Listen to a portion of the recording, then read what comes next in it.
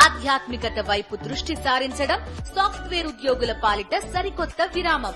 పూర్తి వివరాలకు చదవండి రేపటి సాక్షి దినపత్రిక.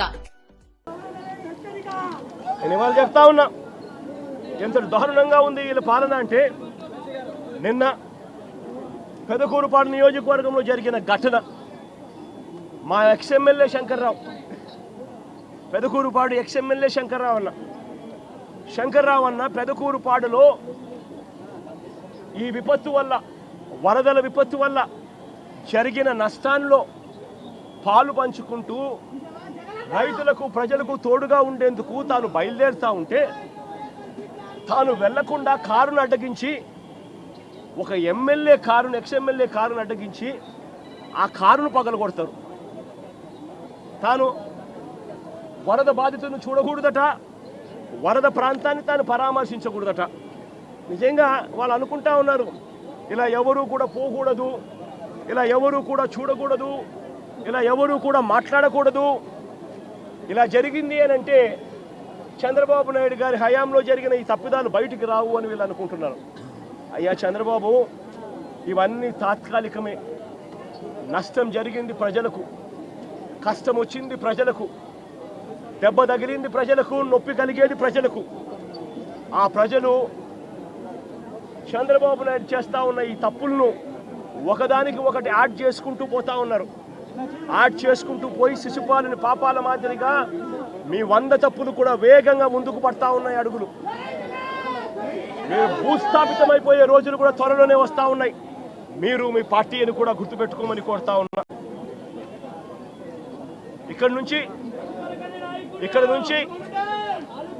నుంచి సామిరెడ్డి అని, ఇదే పెదకూరుపాడు నియోజకవర్గానికి సంబంధించిన మరో నాయకుడు సామిరెడ్డి విషయంలో పరామర్శించడానికి పోతా ఉన్నా. తాను గతంలో మార్కెట్ యార్డ్ చైర్మన్గా చేసిన వ్యక్తిని కారు అడ్డగించి, కారు ఆపి తన కాళ్ళు తన చేతులు రెండు కూడా రాడ్లతో కొట్టి చనిపోయాడు అని చెప్పి తనను వదిలేసి వెళ్ళిపోయిన ఘటనలో తనను పరామర్శించడానికి పోతా ఉన్నా. నిజంగా ఏం జరుగుతూ ఉంది?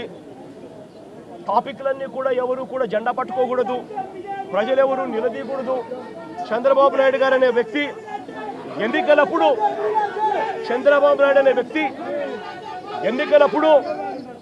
ఎన్నికలప్పుడు సూపర్ 6 అంటూ, సూపర్ 7 అంటూ ఎన్నికలప్పుడు చంద్రబాబు నాయుడు గారు తప్పుడు అబద్ధాలు చెప్పాడు. ఆ అబద్ధాలన్నీ ఇవాళ మోసమయ్యాయి. మోసంలో నుంచి ప్రజలు ఈరోజు కోపం, ప్రజలకు ఈరోజు ఆ మోసం నుంచి ప్రజలు కోపంతో ఈరోజు బయటికి రోడ్ల మీదకి రాకూడదు అని, వైఎస్ఆర్సీపీ శ్రేణులు రోడ్ల మీదకి ప్రజలకు మద్దతు తెలుపుతూ రాకూడదు అని ఈ మాదిరిగా ఒక దుర్మార్గపు అగాత్యాల పాలన చేస్తూ ఉన్నారు. నేను అడుగుతా ఉన్నా ఇదే చంద్రబాబు నాయుడు గారిని, దాదాపుగా 3.5 నెలలు దాటుతా ఉంది. ఏమైనా మీ సూపర్ 6లను అడుగుతా ఉన్నా, ఏమైనా మీ సూపర్ 7లను అడుగుతా ఉన్నాను.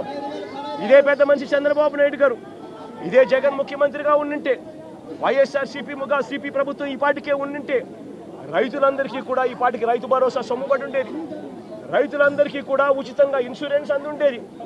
రైతులందరికీ కూడా ఎందుకు ఈ విపత్తులు వచ్చాయి? ఈ విపత్తులు వచ్చి ఇంత పంట నష్టం జరుగుతూ ఉంది.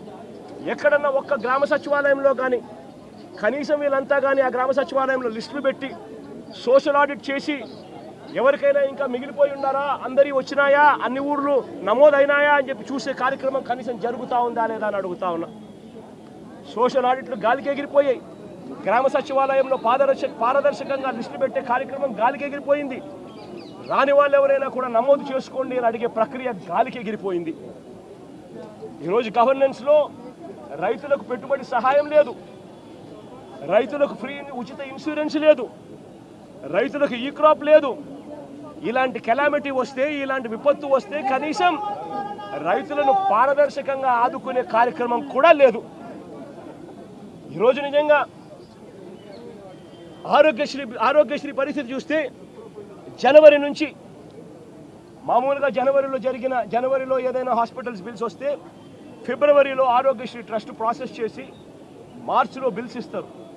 మార్చి 16న కోడ్ వచ్చింది. ఇక అంతే. జనవరి నుంచి ఇప్పటిదాకా 2,000 కోట్లు పైచిరుకు దాటాయి Aarogyasri network bill, hospitals bill. ఇంతవరకు ఇచ్చిన పాపాన పోల. ఆరోగ్య ఆసరా అటకెక్కిచ్చేశారు. 104, 108 మన ఎంప్లాయీస్కి సంబంధించి మొన్న అడుగుతూ ఉంటే, సార్ ఈ ప్రభుత్వం వచ్చిన తర్వాత మాకు జీతాలు లేదు సార్ అని చెప్తా ఉన్నారు. ఈరోజు మెడికల్ కాలేజీలు 17 కొత్త మెడికల్ కాలేజీలు వైఎస్ఆర్సీపీ ప్రభుత్వం కట్టడం మొదలుపెట్టి అందులో 5 అప్పటికే పూర్తి చేసేసి ఆ 5 కాలేజీల్లో సీట్లు కూడా తెచ్చుకొని మిగిలిన ఇంకొక 5 కాలేజీలకు కూడా ఇప్పుడు సీట్లు తెచ్చుకునే దానికోసం అన్ని వసతులు క్రియేట్ చేసి పెడితే చంద్రబాబు నాయుడు ఏం చేస్తూ ఉన్నాడు? డబ్బుల కోసం మెడికల్ కాలేజీలు స్కాముల కింద మార్చేసి తనకు కావాల్సిన వాళ్ళ కోసం మెడికల్ కాలేజీలు అమ్మేసే కార్యక్రమం చేస్తూ ఉన్నాడు. 0 వేకెన్సీ పాలసీ తీసుకొచ్చి ప్రతి మెడికల్ కాలేజీలోనూ ప్రతి గవర్నమెంట్ హాస్పిటల్లోనూ ఉండాల్సిన డాక్టర్లు ఉండేట్టుగా, ఉండాల్సిన నర్సులు ఉండేట్టుగా 0 వేకెన్సీ పాలసీ మేము తీసుకొని వస్తే ఈరోజు మళ్ళీ హాస్పిటళ్లలో మందుల కొరత, హాస్పిటళ్లలో నాడు నేడు ఆగిపోయింది, హాస్పిటళ్లలో డాక్టర్ల కొరత, హాస్పిటళ్లలో నర్సుల కొరత, ఆరోగ్యశ్రీ బిల్లులు ఇచ్చే కార్యక్రమం లేదు. ఈరోజు పిల్లలకు సంబంధించి జనవరి నుంచి ఫిబ్రవరి మార్చికి సంబంధించిన క్వార్టర్కు సంబంధించిన విద్యా దీవెన సొమ్ము మామూలుగా మేలో ఇవ్వాలి. తన ప్రభుత్వం వచ్చింది జూన్లో వెంటనే అది ఇచ్చేయాలి. ఇంతకుముందు కోడ్ అనుకుంటే కోడ్ తర్వాత వచ్చిన తర్వాత ఇవ్వాలి. ఈరోజు జనవరి ఫిబ్రవరి మార్చికి సంబంధించిన క్వార్టర్ పెండింగ్, ఏప్రిల్ మే జూన్కు సంబంధించిన quarter pending, July August September కూడా క్వార్టర్కు సంబంధించి 3 క్వార్టర్లకు సంబంధించిన విద్యా దీవెన సొమ్ము పెండింగ్. అదే వైఎస్ఆర్సీపీ ప్రభుత్వం ఉన్నప్పుడు, మా ప్రభుత్వం ఉన్నప్పుడు ప్రతి 3 నెలలకు ఒకసారి, 3 నెలలు అయిపోయిన వెంటనే విద్యా దీవెన సొమ్ము ప్రతి అమ్మ ఖాతాలోనూ, ఆ పిల్లాడి ఖాతాలోనూ, ఆ పాప ఖాతాల్లోనూ, 2 జాయింట్ అకౌంట్లోనూ నేరుగా పడిపోయింది. ఈరోజు విద్యా దీవెన 3 క్వార్టర్లకు సంబంధించి బిల్స్ పెండింగ్ ఉన్నా పట్టించుకునే నాతుడు లేడు.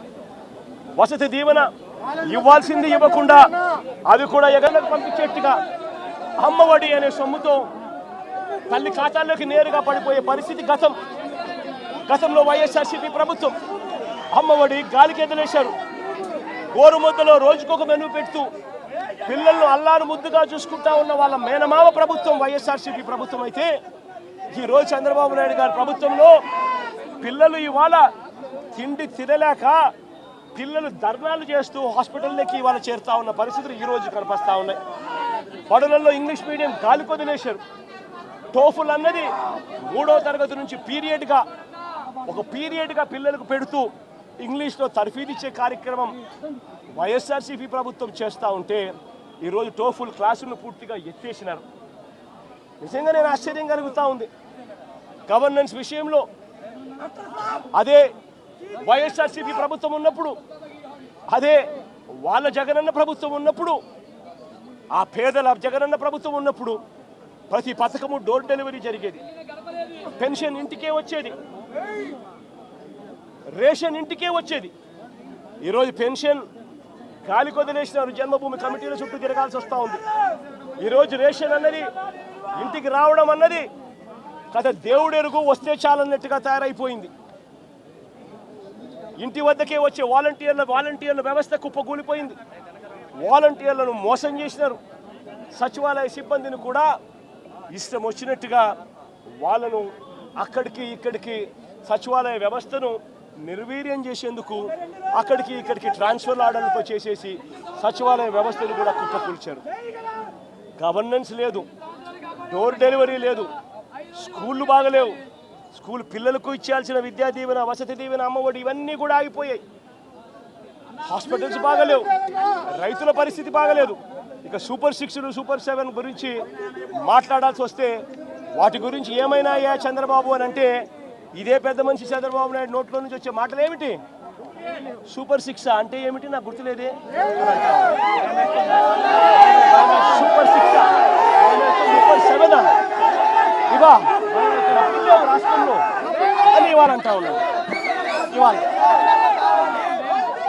నిజంగా ఇదే పెద్ద మనిషి చంద్రబాబు అడుగుతాను, ఎన్నికలప్పుడు ఈ పెద్ద మనిషి చంద్రబాబు నాయుడు గారు అన్న మాటలు ఏమిటి? ఎన్నికలప్పుడు ఈ పెద్ద మనిషి చంద్రబాబు నాయుడు గారు ప్రతి ఎమ్మెల్యే అభ్యర్థిని ఇంటికి పంపించి డోర్ టు డోర్ క్యాంపెయిన్ చేస్తూ అన్న మాటలు ఏమిటి? పిల్లాడు కనపడితే చాలు, నీకు 15,000, నీకు 15,000, నీకు 15,000, నీకు 15,000 సంతోషం.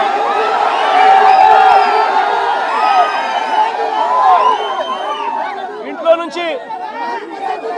నుంచి ఆ పిల్లల అమ్మ బయటకు వచ్చింది అనంటే, ఆ అమ్మ బయటకు వచ్చిందనంటే, ఆ అమ్మతో పాటు వారి చిన్నమ్మనో వారి పెద్దమ్మనో బయటకు వచ్చిందనంటే నీకు 18,000, నీకు 18,000 సంతోషమా?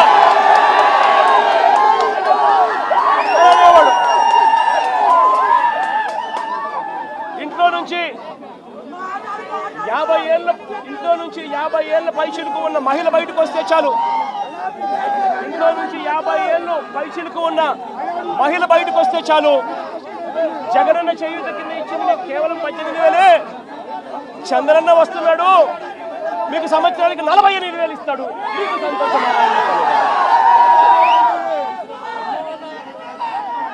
ఇదే చేద్దాం చంద్రబాబు నాయుడు. ఇంట్లో నుంచి ఒక 20 ఏళ్ళ పిల్లాడు బయటకు వస్తే చాలు, చంద్రన్న వస్తున్నాడు, నీకు నెలకు 3,000 సంతోషమా నీకు అని అనేవాడు. ఇంట్లో నుంచి కండువా వేసుకొని రైతు బయటకు వస్తే నీకు 20,000 సంతోషమా?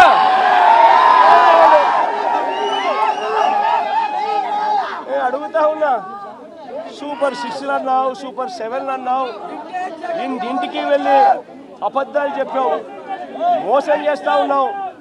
మోసంలో నుంచి కోపం పుడతా ఉంది.